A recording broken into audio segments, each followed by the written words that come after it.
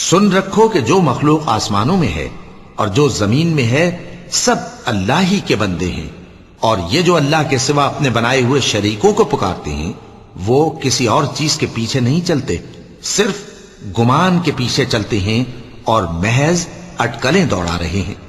وہی تو ہے جس نے تمہارے لیے رات بنائی تاکہ اس میں آرام کرو، اور روز روشن بنایا تاکہ اس میں کام کرو۔ جو لوگ قوت سماعت رکھتے ہیں ان کے لیے اس میں نشانیاں ہیں۔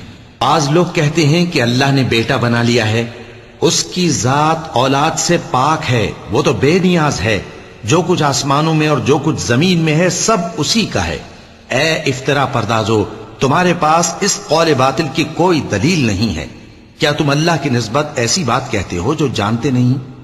کہہ دو کہ جو لوگ اللہ پر جھوٹ باندھتے ہیں فلاح نہیں پائیں گے، ان کے لیے جو فائدے ہیں دنیا میں ہی ہیں، پھر ان کو ہماری ہی طرف لوٹ کر آنا ہے، اس وقت ہم ان کو عذاب شدید کے مزے چکھائیں گے، کیونکہ وہ کفر کی باتیں کیا کرتے تھے۔